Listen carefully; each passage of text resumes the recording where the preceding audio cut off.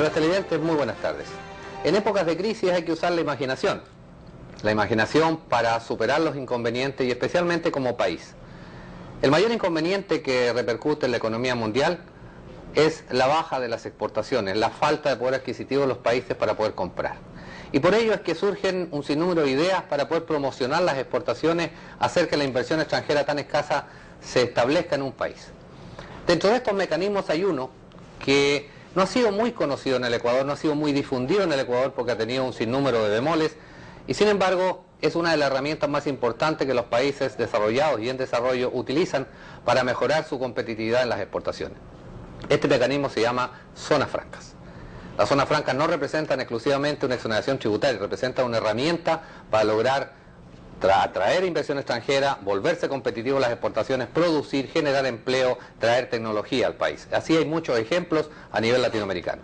Para conversar sobre este tema, el desarrollo que ha tenido en este país la zona franca desde el advenimiento de la ley hasta ahora, con las nuevas administraciones, y un poco saber cuáles son los planes que el Gobierno Nacional a través del Consejo Nacional de Zonas Francas tiene para el desarrollo de este sistema franco-ecuatoriano.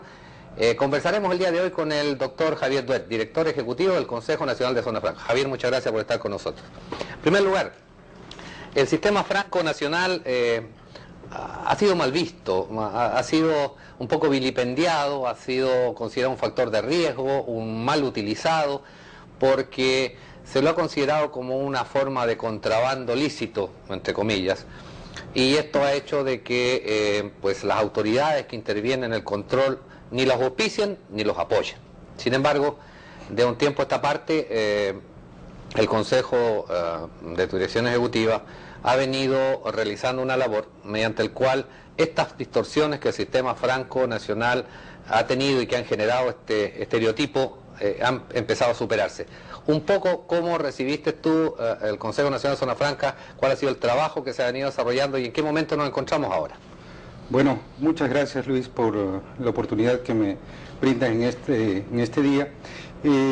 Pues sí, efectivamente, el concepto de zona franca es una herramienta importantísima para el crecimiento y desarrollo de los países. Esta herramienta la utilizan en el Asia, la utilizan en Estados Unidos, en América del Sur, en Centroamérica y en Ecuador. Lastimosamente acá en el país el régimen franco no ha sido bien utilizado. Hay una ley que data de 1991, si bien es cierto un poco antigua. No obstante de aquello, yo quiero insistir, Luis, en que las zonas francas no han sido bien utilizadas y podemos hablar un poco de ejemplos de la mala utilización del régimen.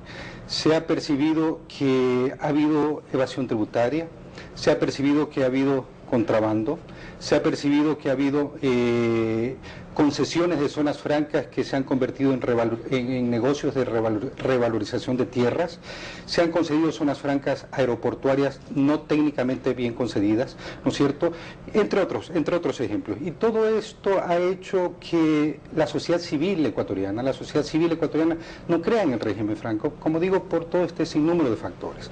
Es por eso que, convencido como soy de la utilidad de un régimen franco para un país como es el Ecuador, y obviamente con los lineamientos que nos ha dado el señor Presidente de la República, el año anterior iniciamos un proceso de depuración y sinceramiento del régimen franco.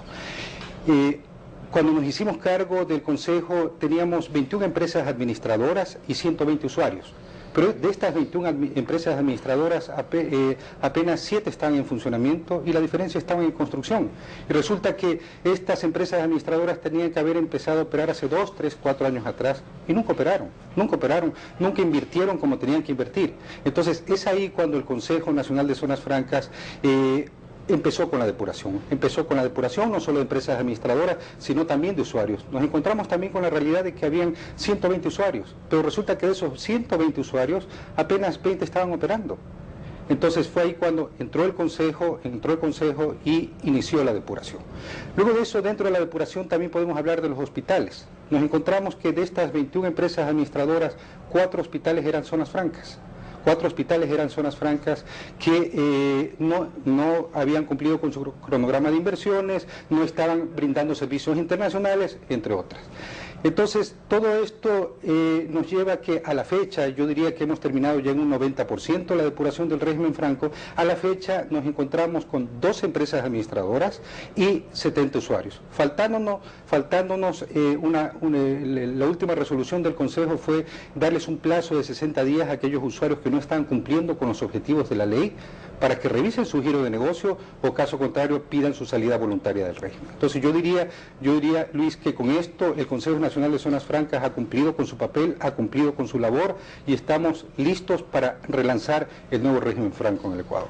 Ok, una vez que ha habido esta depuración institucional, digamos, separando, esto continuará, me refiero a que dando 60 días a potenciales o a usuarios calificados que no cumplan con el proceso, ¿continuará el proceso de depuración vencidos esos 60 días con todos aquellos que no lo cumplan, supongo yo?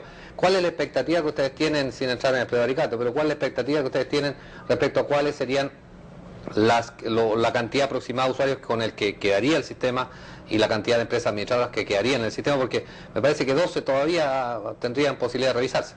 Sí, de hecho, Luis, y para contestar tu pregunta, es muy importante que tengamos claro cuáles son los objetivos que persigue la Ley de Zonas Francas. Primero, incrementar el empleo. Segundo, incrementar la transferencia tecnológica. Tercero, apoyar a la exportación de bienes y servicios que tanta falta le hacen a este país. Cuarto, apoyar a las zonas deprimidas del Ecuador, atraer inversión extranjera y transferencia tecnológica. Esos son los objetivos que estipula el artículo 2 de la Ley de Zonas Francas. Entonces, en función de eso, el Consejo Nacional de Zonas Francas hizo un diagnóstico, hizo un mapeo de cómo estaban funcionando las 70 empresas usuarias de zonas francas.